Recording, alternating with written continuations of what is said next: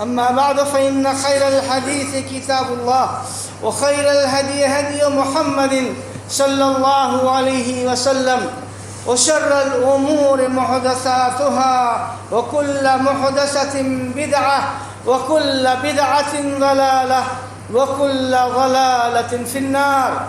أعوذ بالله السميع العليم من الشيطان الرجيم. بسم الله الرحمن الرحيم. إن الذين فرقوا دينهم وكانوا شيعا لست منهم في شيء. برادران اسلام و خواتین ملت، اللہ رب العالمین نے مسلمانوں کو جو دین کے تعلق سے ہدایتیں دی ہیں، ان ہدایتوں میں سے ایک بڑی اہم ہدایت یہ بھی تھی کہ آپس میں تفرقہ بازی نہیں کرنا. لیکن افسوس یہ ہے کہ جن چیزوں سے اللہ اور اس کے رسول نے امت کو منع کیا ہے، دین نے اس کو انتہائی بیجا اور انتہائی غلط قرار دیا ہے. ایسی چیزوں کے کرنے پر مسلمانوں کی دلچسپیاں بظاہر زیادہ ہی نظر آتی ہیں. جب اللہ رب العالمین نے یہ پیغام پہنچا دیا کہ دین کے نام پر آپس میں ایک دوسرے سے جدا ہونا اور انتشار مچانا یہ جائز اور درست نہیں ہے، بلکہ رب العالمین نے یہ فرمایا اس آیت میں کہ جن لوگوں نے دین کے نام سے تفرقہ مچا لیا ہے، فرقہ بندیاں قائم کر لی ہیں، لست منہم فی شیء، آپ کا ایسے لوگوں سے کسی قسم کا کوئی تعلق نہیں ہے. ان الذین فرقوا دینہم وکانوا شیعا، جن لوگوں نے اپنے دین میں تفرقہ مچایا اور مختلف پارٹی بن گئے، ان سے اے نبی آپ کا کوئی تعلق نہیں ہے. جب ہم اسلامی تاریخ پر نظر ڈالتے ہیں تو ہمارے سامنے ایک نہایت ہی دکھ بھری کہانی نظر آتی ہے. مسلمانوں میں جتنی پارٹیاں اور جتنے فرقے ہیں، یقیناً ان پارٹیوں اور فرقوں کا شمار کرنا، ان کی کیا غلطیاں ہیں، ان کی کیا خرابیاں ہیں، ان کو واضح کرنے کے لیے کافی وقت درکار ہے تاکہ ان باتوں کو واضح طور سے بتایا جا سکے. جمعہ کے خطبے میں صرف کچھ باتوں کی جانب اشارہ ہی کیا جا سکتا ہے. ان تفرقہ بازیوں میں جو سب سے پہلے دین اسلام میں اپنے خلیفہ سے بغاوت کر کے اور مسلمانوں کی اجتماعیت سے بغاوت کر کے دو فرقے بیک وقت پیدا ہوئے، اور اگر یہ دیکھا جائے تو حقیقت میں دونوں ابتدا میں بالکل ساتھ ساتھ تھے. جب ایک مسلمان کے دل میں اپنے حاکم سے بغاوت اور خروج کا مزاج بن جاتا ہے تو سمع اور طاعت کے سارے جذبے وہیں سے ختم ہو جاتے ہیں. چنانچہ اس دین میں بھی بغاوت کی کچھ ایسے ہی ابتدا ہوئی. آگے چل کر کے یہ بغاوت دھیرے دھیرے بڑھتا گیا اور اپنے ظالم تلواروں کے ذریعے سے حضرت عمر فاروق، حضرت علی، حضرت عثمان رضی اللہ تعالی عنہ کو شہید کرتے ہوئے آگے بڑھا۔ چنانچہ ایک وقت وہ بھی آیا جب مسلمانوں کو اس فرقوں کے نام پر قربان کیا جانے لگا اور ان کو الگ الگ جو ہے خانوں میں بانٹنے کی کوشش کی گئی۔ ابتدا میں یہ فرقے عموماً سیاسی ہی تھے، دین سے ان کا کوئی تعلق نہیں تھا، چاہے خارجی فرقہ ہو جن کی بستی ہرورہ میں تھی یا شیعی فرقہ ہو جس کی بستی کوفہ میں تھی۔ لیکن آگے چل کر کے یہی فرقے پھر ایسے الگ ہوئے کہ ان کا جو سیاسی مسئلہ تھا وہ تو تھوڑا دب گیا اور دینی مسئلے کی حیثیت سے یہ آگے بڑھتے گئے۔ چنانچہ ایک وہ حادثہ اسلامی تاریخ میں پیش آیا جس کو واقعہ کربلا کہا جاتا ہے۔ یہاں تک مسلمانوں کی جو صورتحال تھی اس میں ہر مسلمان جو جہاں مرضی ہوتی تھی مل جل کر کے ایک مسجد میں نماز ادا کرنا، ایک جگہ تعلیم حاصل کرنا، ایک امام کے پیچھے نماز پڑھنا، کسی کے یہاں کوئی دین کے نام پر کوئی انفرادی مسئلہ اور معاملہ نہیں تھا، سب کا کلمہ ایک تھا، سب کا قرآن ایک تھا، سب کی حدیثیں ایک تھیں اور سب کا دین ایک تھا۔ اس طریقے سے اگرچہ سیاسی طور پر کچھ نااتفاقیاں پائی گئی تھیں لیکن دینی طور پر اتنی نااتفاقیاں اب تک نہیں ہوئی تھیں۔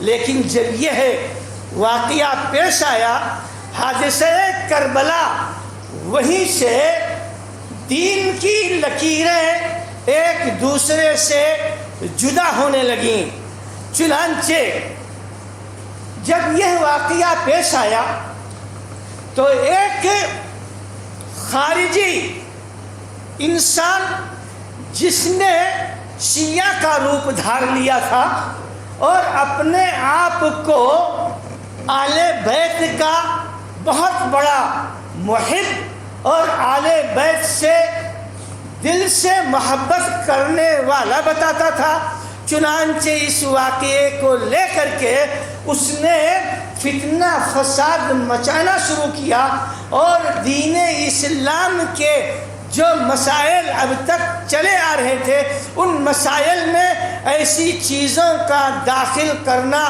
شروع کر دیا جس کا دین سے کوئی تعلق نہیں تھا، کیونکہ یہ آدمی اصلاً دین اسلام سے نفرت کرتا تھا، اگرچہ خارجی کے نام سے یا شیعہ کے نام سے مسلمانوں میں جو ہے کہ ساتھ اٹھتا بیٹھتا رہتا تھا اور ان کے ساتھ روزہ نماز کرتا رہتا تھا۔ عبداللہ ابن سبا یہودی نے جو بنیاد دین کی ڈالی تھی اس بنیاد کو لے کر مجوسیوں کے بہت سارے عقائد کو اس دین میں شامل کر کے اور اپنے آپ کو نبی ظاہر کر کے یہ باور کرانا شروع کر دیا کہ اصل دین کی باتیں اب مجھ سے ہی مل سکتی ہیں کیونکہ میں نبی اور رسول ہوں۔ مختار ابن عبید الثقفی مدعی نبوت، جس کے بارے میں اللہ کے رسول صلی اللہ علیہ وسلم نے پہلے ہی سے یہ بات بتا دی تھی کہ قبیلہ ثقیف میں ایک ظالم پیدا ہوگا اور ایک مدعی نبوت پیدا ہوگا، تو یہی وہ مدعی نبوت تھا مختار ابن عبید الثقفی، جس نے واقعہ کربلا کے بعد نبوت کا دعویٰ کیا اور آل بیت کی محبت کو لوگوں کے درمیان اس انداز میں بتانا اور پیش کرنا شروع کر دیا گویا کہ یہ دین کا ایک ایسا مسئلہ ہے جس پر عمل صرف یہی لوگ کرتے ہیں جو اپنے آپ کو شیعہ کہتے ہیں۔ اس طریقے سے اہل سنت کے لوگوں سے شیعوں کے دلوں میں نفرتیں بھی ڈالنے کی کوشش کیا، چنانچہ اب یہ دوریاں یہیں سے آپس میں الگ الگ ہونے لگیں اور یہ دوریاں بڑھنے لگیں۔ اب دوریاں اتنی زیادہ ہو گئیں دھیرے دھیرے کہ ہر ایک کا کلمہ الگ ہو گیا، ہر ایک کا قرآن الگ ہو گیا، ہر ایک کی حدیثیں الگ ہو گئیں، اور ہر ایک کے حدیثوں کے بیان کرنے والے طریقے الگ ہو گئے۔ چنانچہ دین کا ایک ایسا بٹوارہ ہو گیا اور تفرقہ بازی کا ایک ایسا منظر سامنے آیا جس سے دین سے اس فرقے کا حقیقت میں کسی قسم کا کوئی تعلق برقرار نہیں رہا۔ لیکن چونکہ اس فرقے کے پاس ایمان کے تعلق سے، عمل کے تعلق سے اور اخلاق کے تعلق سے اور دین کے تعلق سے ایک عقیدہ ہے جس عقیدے کو تقیہ کہا جاتا ہے، اور جس کے بارے میں ان کا اپنا یہ کہنا ہے کہ لا ایمان لہو لمن لا تقیۃ لہو، جس کے پاس تقیہ نہیں ہے اس کے پاس سمجھو کہ ایمان نہیں ہے، یعنی وہ شیعیت سے خارج ہے۔ لہذا شیعیت میں تقیہ ایک سب سے بڑا جز ٹھہرا۔ نتیجہ یہ ہوا تقیہ کے معنی ہوتے ہیں کہ سامنے والے سے زبان سے تو کچھ کہو لیکن دل میں اس کے خلاف نفرت اور بغاوت کا مزاج رکھو۔ چنانچہ اسی تقیے کی بنیاد پر جب بھی انہوں نے خلفاء کا ساتھ دیا ہے یا ان کے ماتحت رہے ہیں تو رہے ہیں، لیکن جب بھی ان کو طاقت ملی، جس علاقے میں طاقت ملی، اس وقت وہ ان سے طاقت کے بلبوتے الگ ہو گئے۔ چنانچہ کوفہ کے علاقے میں جب ان کو طاقت ملی اس واقعے کے بعد، کیونکہ اس واقعے کو انہوں نے جس انداز میں امت کے سامنے پیش کیا، اس امت کو اس سے کچھ غلط فہمیاں ان کے دلوں میں پائی گئیں۔ اس کا فائدہ اٹھاتے ہوئے اس علاقے میں اس آدمی نے، مختار ابن عبید نے بغاوت کیا اور کوفہ کے علاقے میں کچھ دنوں پر حکومت پر قبضہ کر لیا۔ جب حکومت پر قبضہ کر لیا تو اپنے دین کو، اپنی گڑھی ہوئی بدعتوں کو اور مجوسی رسم و رواج کو اور یہودی مزاج کو جو ابن سبا کا دیا ہوا تھا سب کو ملا کر کے اس دین کو اس نے رائج کرنے کی کوشش کیا۔ چنانچہ اس کا نتیجہ یہ ہوا کہ شیعوں کے یہاں اب توحید کے تعلق سے یا کلمے کے تعلق سے جو بات منظر عام پر آئی وہ لا الہ الا اللہ محمد رسول اللہ کے بجائے لا الہ الا اللہ علی وصی اللہ ہو گیا، کلمہ بدل گیا۔ توحید کے تعلق سے جو دین کا سب سے بنیادی اور مرکزی مسئلہ ہے اس کے تعلق سے ان کا عقیدہ یہ ہوا کہ حضرت علی یہ معبود ہیں اور حضرت علی کی وفات نہیں ہوئی ہے۔ حضرت علی یہ ابھی واپس آئیں گے اور وہ حکومت قائم کریں گے جو حکومت ان لوگوں کو پسند ہے۔ ان کے کہنے کے مطابق اس عقیدے کو عقیدہ رجعت کہا جاتا ہے۔ رجعت کا عقیدہ اور الوہیت کا عقیدہ، یہ دو عقیدے شیعہ کے ہاں پائے جاتے ہیں۔ ایک عقیدے کا مطلب یہ ہوتا ہے کہ اصلاً معبود حضرت علی رضی اللہ تعالیٰ عنہ ہیں، اور دوسرے عقیدے کا مطلب یہ ہوتا ہے کہ حضرت علی کی وفات نہیں ہوئی ہے، وہ ابھی واپس آئیں گے، زندہ ہیں اور پھر اپنی حکومت قائم کریں گے، جبکہ ان کی حکومت ایک بار قائم ہو چکی ہے اور امت ان کے ہاتھ پر بیعت کر چکی ہے۔ بہرحال اب جب یہ بنیادی چیزیں دھیرے دھیرے الگ ہونے لگیں تو آپس میں لوگوں کے دل بھی الگ ہونے لگے، اور اب آپس کی نفرتیں اور آپس کی قدورتیں بھی بڑھنے لگیں۔ اب یہ قدورتیں جب جنگ و جدال تک پہنچ گئیں، جس کی ابتدا کوفہ کے علاقے سے مختار ابن عبید الثقفی مدعی نبوت کے ذریعے سے شروع کی گئی، اور آگے پھر جہاں جہاں موقع ملا وہاں وہاں ان کی لڑائی خلفاء سے ہوتی رہی۔ پوری اسلامی تاریخ اس بات پر شاہد اور گواہ ہے کہ شیعوں کی لڑائی پوری تاریخ میں کبھی بھی کسی غیر اسلامی حکومت سے نہیں ہوئی ہے۔ ان کی جتنی بھی لڑائیاں ہوئی ہیں، ساری کی ساری لڑائیاں اہل سنت کے جو خلفاء گزرے ہیں انہی خلفاء ہی سے ہوئی ہے اور کسی دوسرے سے نہیں ہوئی ہے۔ یہ بالکل ایک کھلی ہوئی کتاب ہے جس کا اقرار خود اہل تشیع کے علماء کو ہے کہ شیعوں نے کبھی بھی کوئی ایسا کام کر کے نہیں دکھایا جو دین اسلام کے مفاد میں ہو۔ ان کا کام ہمیشہ دین اسلام کے مفاد ہی میں رہا، لیکن وہ اس کو اس نام سے کرتے تھے کہ یہ سنی ہے اور ہم شیعہ ہیں اور سنی ایسے ہیں اور ویسے ہیں۔ چنانچہ سنیوں کی دشمنی میں ہمیشہ ان کے خلفاء سے جنگ کرنے کی کوشش یہ لوگ کرتے رہے، اور کبھی کبھی بعض علاقوں پر ان کا قبضہ بھی ہوتا گیا۔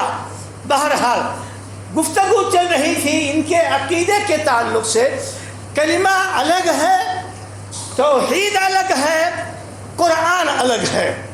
قرآن کے تعلق سے یہ عقیدہ بنا کہ موجودہ قرآن یہ ناقص ہے۔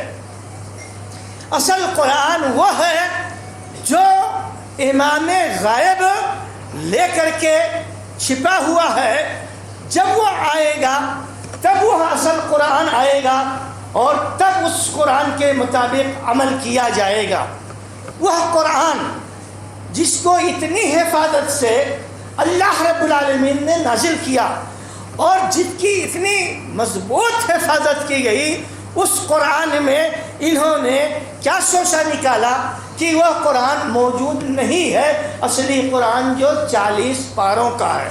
تو قرآن میں بھی ان کا اختلاف، چنانچہ اس پر جو ہے کیا کیا قصیدے گڑھے گئے، کیا کیا افسانے بنائے گئے، جس کو سن کر کے ایک عقل مند آدمی کبھی بھی تسلیم کر ہی نہیں سکتا۔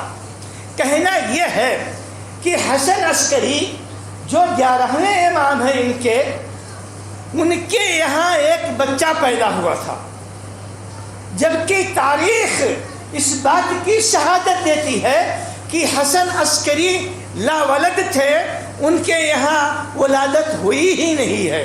یہ کیا کہتے ہیں؟ نہیں، ایک بچہ پیدا ہوا تھا، وہ بچہ منظر عام پر آیا ہی نہیں۔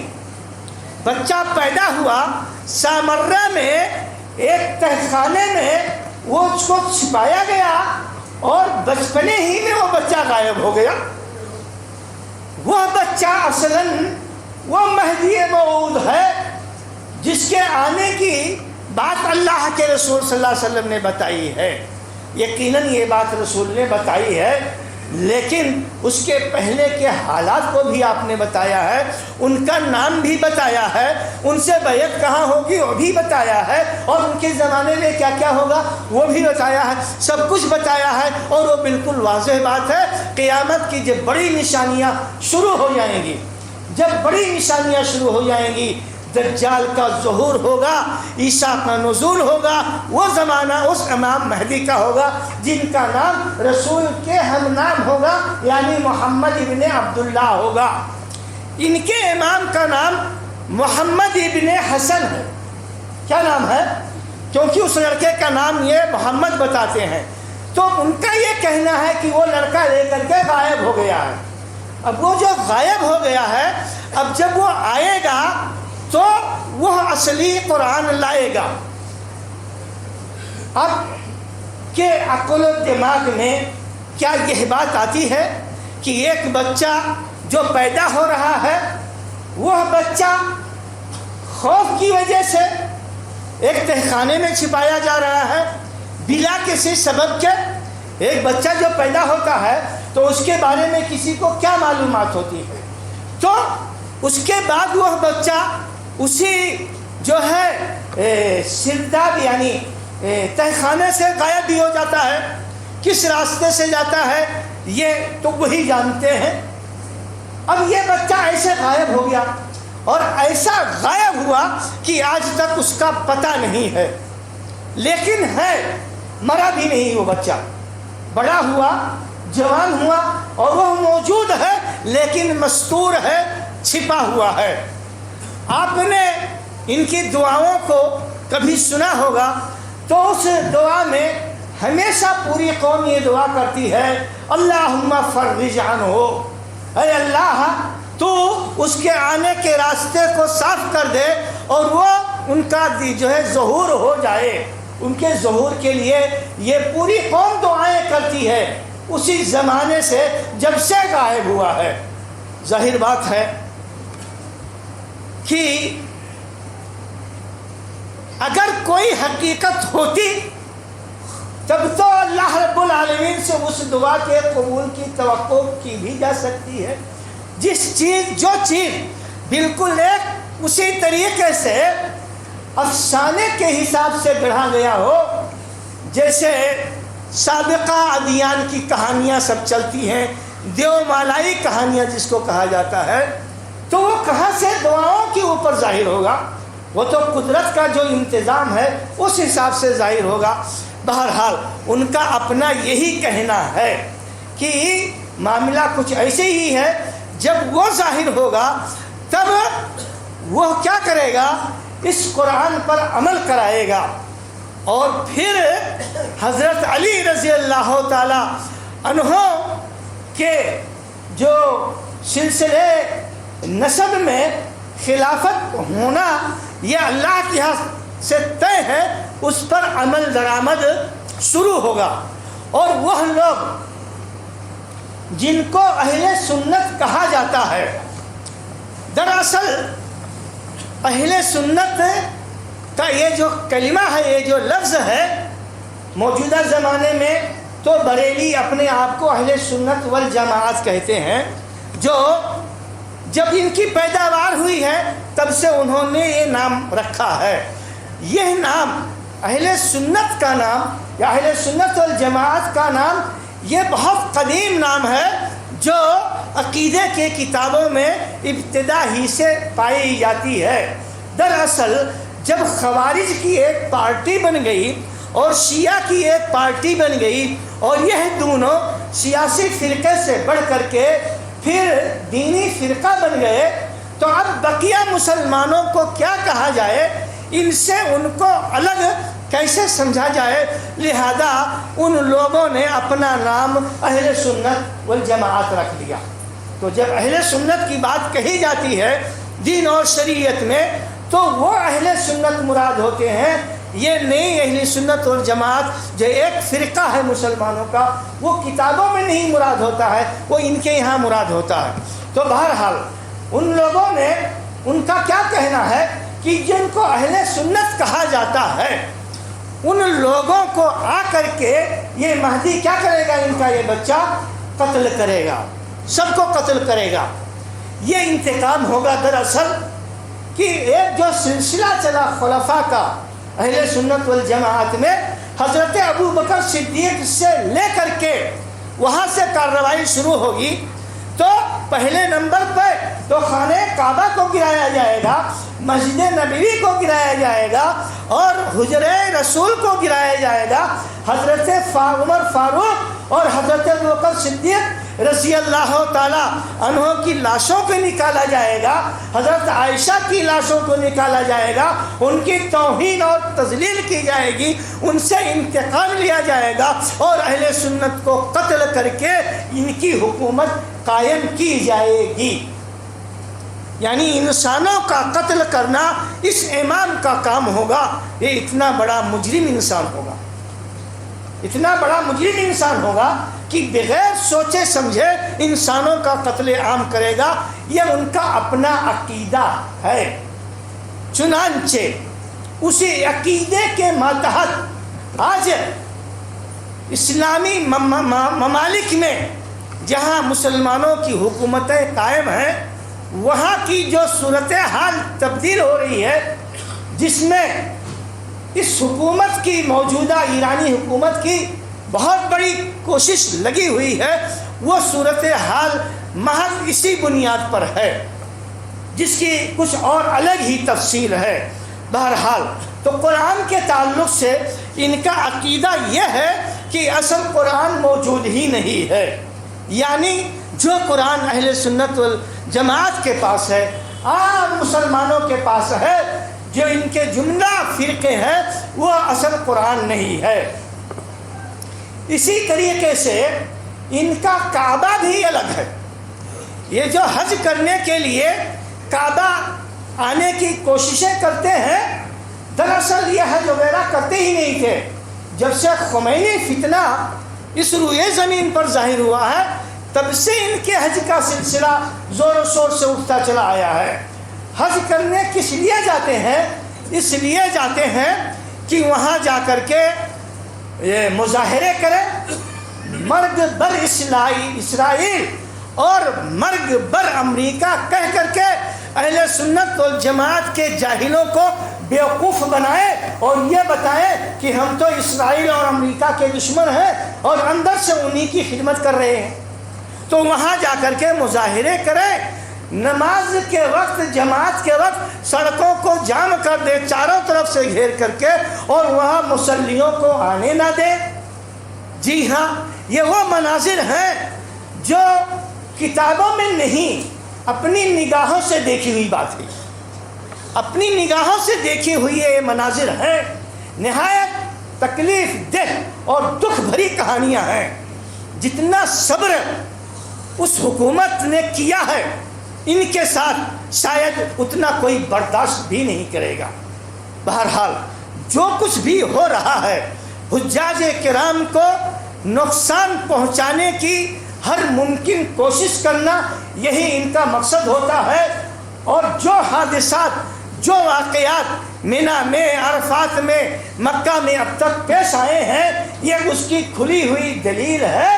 اور ایئرپورٹ پہ جو حجاج کرام کے بیگوں میں تہ بنا کر کے اور وہ مادے رکھے جاتے تھے جن کو جمع کر کے بہت بڑا بڑا حادثہ کیا جاتا تھا، وہ سب جو پکڑے گئے، یہ سب چیزیں اس بات کی کھلی ہوئی دلیل اور شہادت ہے کہ ان کا مقصد وہاں جانے کا، حج کرنے کا نہیں ہے، بلکہ فتنہ فساد مچانے کا اور سعودیہ کے خلاف جو اہل سنت کے لوگ ہیں ان کو بھڑکانا مقصد ہے، تاکہ اپنا جو اس پر قبضہ کرنے کا جو پلان ہے، جہاں ایک طرح سے سیاسی دباؤ ہو، وہاں ایک طرح سے یہ دینی دباؤ بنایا جائے۔ ان کا کعبہ کہاں پر ہے؟ ان کے پاس دراصل 3 کعبے ہیں۔ ایک کعبہ تو ان کا جو ہے نجف میں ہے، مغیرہ ابن شعبہ رضی اللہ تعالی عنہ کی قبر جہاں پر ہے وہی ان کا کعبہ ہے۔ اور دوسرا کعبہ ان کا کہاں ہے؟ کربلا میں ہے، جہاں ان کا کہنا ہے کہ حضرت حسین رضی اللہ تعالی عنہ کا روضہ ہے۔ تیسرا کعبہ ان کا قطیف میں ہے، جو سعودیہ کا فی الحال ایک شہر ہے۔ اور یہ کعبہ اس وقت کا بنایا ہوا ہے جب انہوں نے خانہ کعبہ کو جو ہے توڑ کر کے اور حجر اسود کو نکال کر کے یہاں سے اٹھا لے گئے تھے، جب اس کا ان کو اس پر قبضہ ہوا تھا کچھ دنوں کے لیے، جس کا تذکرہ انشاءاللہ آئندہ آئے گا۔ تو ان کے پاس 3 کعبے ہیں۔ اصلاً ان کا کعبہ نجف اور کربلا میں ہے، اور اسی کا وہ حج کے نام سے حج ہر سال کرتے ہیں۔ ہر سال اس کا حج ہوتا ہے، اس کا طواف ہوتا ہے۔ یہ جو حج کرنے خانہ کعبہ آتے ہیں، اصلاً یہ حج کے لیے نہیں ہے، بلکہ تباہی اور بربادی مچانے کے لیے ہے۔ اس کے علاوہ ان کا جو اور عقیدہ ہے سنت رسول کے تعلق سے، اور دیگر جو عقائد ہیں انشاءاللہ اس کا تذکرہ آئندہ کیا جائے گا۔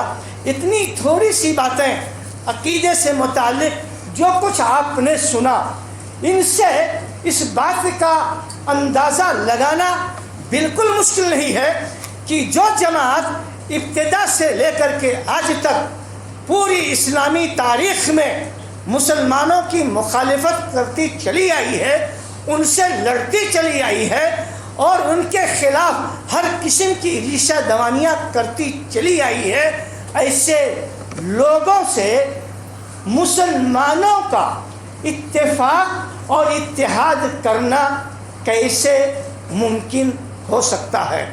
اللہ رب العالمین سے دعا ہے کہ اللہ تبارک و تعالی ہم مسلمانوں کو صحیح سمجھ عطا فرمائے۔